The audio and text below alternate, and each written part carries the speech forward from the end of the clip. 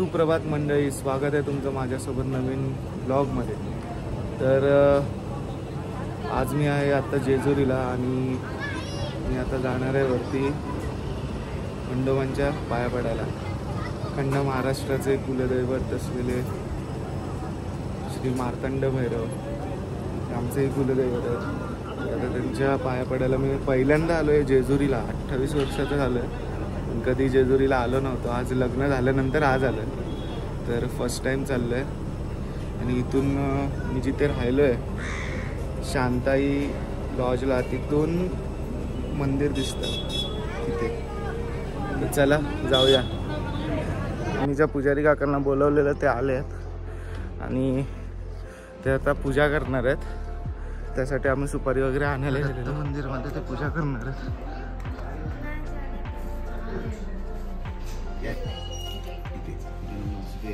यशोगंगा पूजनं नमस्ते, हरिद्रचूर्णं पूजनं नमस्ते, महासर्वगंगा पूजनं नमस्ते, आदिशक्ति सर्वशक्ति देवता सर्वमावली सर्वमा मंगल पूजा सरिता पूजनं नमस्ते, वक्रतुंड महाकाय सूर्यकोटि समप्रभ निर्विघ्नं श्री गणेशः मंगलमूर्ति मोरया, भाग्यं अभाग्यं सर्वशक्ति देवता, आनंदं सुखं सर्वशक्ति देवता, ज्ञानं सुखं सर्वशक्ति देवता।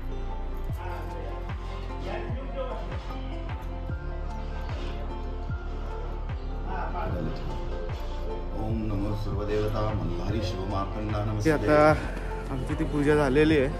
त्या काकांनी सुंदर अशी पूजा केली आणि आता आम्ही चाललोय जेजुरी गडावर। इथे पहिले आपण गणपती बाप्पाचं दर्शन घेऊया।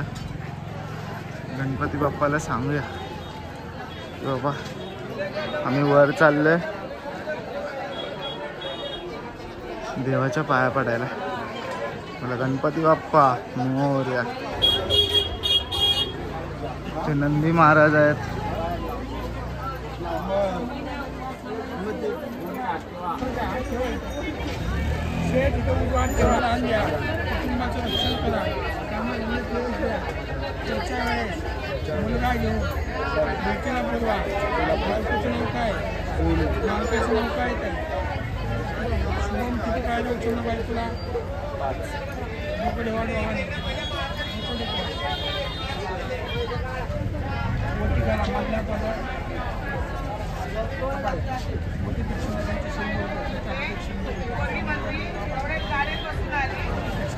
जय मल्हार बोल।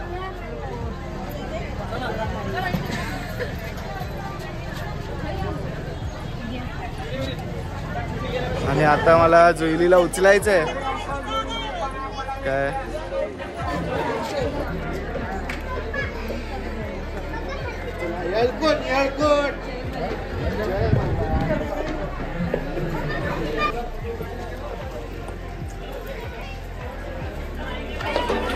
फायनली मी जुईलीला उचललेलं आहे 5 पायरी।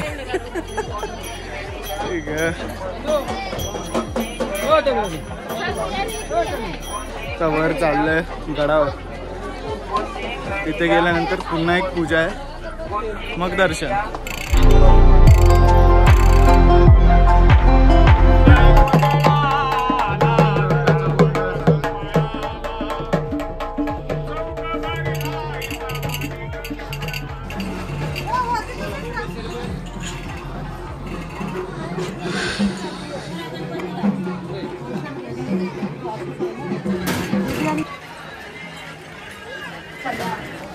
मी वाजवते मी।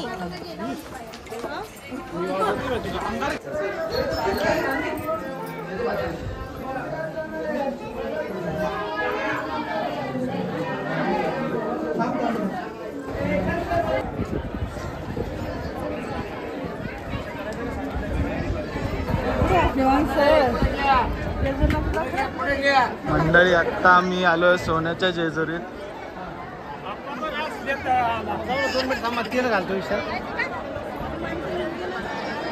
हे आहे मुख्य मंदिर। इथे लिहिलं सुद्धा आहे जेजुरीगड पर्वत शिवलिंगाकार मृत्यू लोके तिसरे कैलास शिखर। कैलास इतकी मान्यता आहे या तीर्थक्षेत्राला। मागणे कुलधर्म कुळाचार नोकरी व्यवसाय धंद्या पाण्यात यज्ञा महाअभिषेक तळी भंडार काश्यप गोत्र गार्गी गोत्र कुळदैवत खंडोबा माळसा देवी बानाई देवी अभिषेक तळी भंडार कुळधर्म कुळाचार मान्य करा अनिंद्रवादा मुगटी जळाली कारण्य सिंधू भवदुःखहारी तुझवेण संभो मजको नसारी. काचेच्या ग्लासात गुलाबी सरबत. नाव बायकोचं जुळली गेली गावाला मला नाही गेलं. शाबास. पहिली नाव घ्या दादाचं. पालन केले पित्याने शुभमरावांचं नाव घेते पत्नी या नात्याने. जशी लग्नात लावली तशी बायकोच्या तोंडाला लावा. सगळी लावा. चष्मा डोळे दाखवा वहिनी फक्त. डोळ्यात नका घालवा त्यांच्या. इकडे बघा. नोकरी व्यवसाय धंद्या पाण्यात योजल्या जेजुरीची वारी चला आमच्या घरी. थोडा चांगला.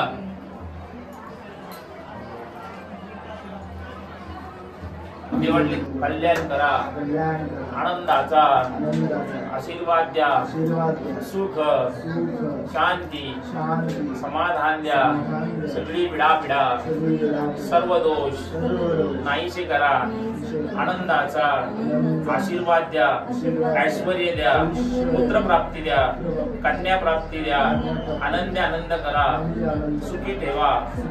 जय मल्हार. सोन्याची जेजुरी देव गेले जेजुरा निळा घोडा पायात तोडा कमरी गरगोटा बिंदी हिरा मस्तकी दुरा अंगावरती शाल सदादेव लाल आळसा सुंदरी आरती करी बानाई सुंदरी देव ओवाळी भंडाऱ्याचा भडका खोबऱ्याचा तुकडा अडकल की भडकल की भंडार हर हर महादेव चिंतामणी मोर्या आनंदीचा उदे भैरवाचा मार्तंडाचा येळकोट मल्हारीचा येळकोट जय मल्हार. शरण्या त्र्यंबके गौरी नारायणी नमस्ते सूर्यकोटी समप्रभ. मंडळी छान आता अशी पूजा झालेली आमची परत आणि आता आम्ही आतमध्ये चाललोय. आज चाललोय देवाच्या पाया पडायला. तर आतमध्ये कोणत्याही प्रकारचे व्हिडिओग्राफी किंवा फोटोग्राफी अलाउड नाही आहे. तर मला आतमध्ये काही शूट करता येणार नाही. आता मी सरळ पाया पडून आलो देवाच्या. तीच मग तुमच्याशी बोलले. जुईलीच्या ओळखीने ते काका जे होते ज्यांनी पूजा घातली त्यांनी आम्हाला पास पण मिळवून दिलेलं आहे. 100 रुपये पासचे आहेत पण त्यांनी आम्हाला ओळखीवर फ्रीमध्ये करून दिलं आहे.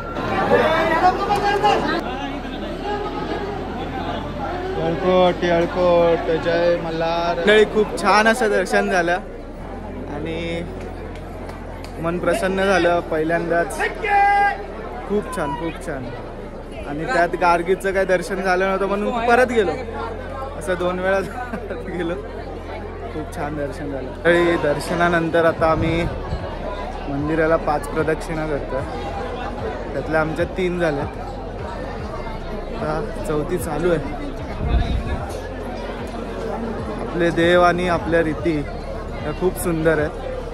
फक्त त्या आपल्याला जपता आल्या पाहिजेत. थोडंफार बदल झालाय काळानुसार वेळेनुसार प्रत्येकाला कामं वगैरे असतात, पण त्या पाहायला गेल्या पाहिजेत आणि केल्याही पाहिजेत. खूप छान आणि सुंदर वाटतं, खूप भारी.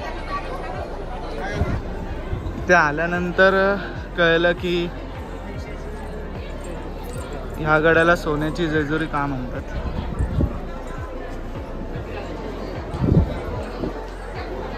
भंडारा, सगळीकडे भंडारा, आणि त्या भंडाऱ्यामध्ये पूर्ण हे परिसर आहे तो सोन्यासारखा दिसतोय अगदीच पूर्ण.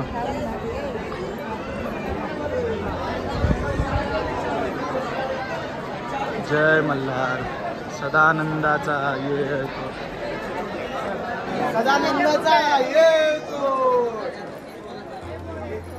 जय मल्हार.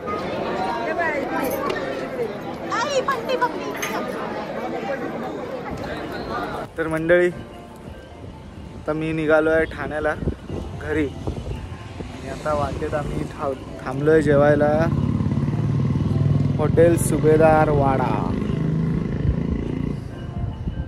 चला जाऊया, जेवतो आणि घरच्या प्रवासाला निघतो. तर मंडळीनो, छान जेवण झालंय आणि आता इथून मी सरळ ठाण्याला थांबणार आहे. बघू आधीमध्ये काय भूक वगैरे लागली तरच थांबेल, नाही तर डायरेक्ट ठाणे. कारण जेवेपर्यंत 6:30 वगैरे झाले जाता, खूप लेट जेवण झालं आहे. तर आता आम्ही निघतो इथून, तर सरळ ठाण्याला. तर मंडळी, मी आता आलेलो आहे माझ्या घरी ठाण्याला. तर रात्रीचा वाजलेला आहे 1:30, आणि इथपर्यंतचा प्रवास तुम्हाला कसा वाटला आहे तुम्ही मला नक्की सांगा. आणि हा प्रवास जर तुम्हाला आवडला असेल तर व्हिडिओला लाईक करा, शेअर करा, कमेंट करा आणि चॅनलला सबस्क्राईब करा. तर आपण पुन्हा भेटूया नवीन ब्लॉग, नवीन प्रवासासोबत.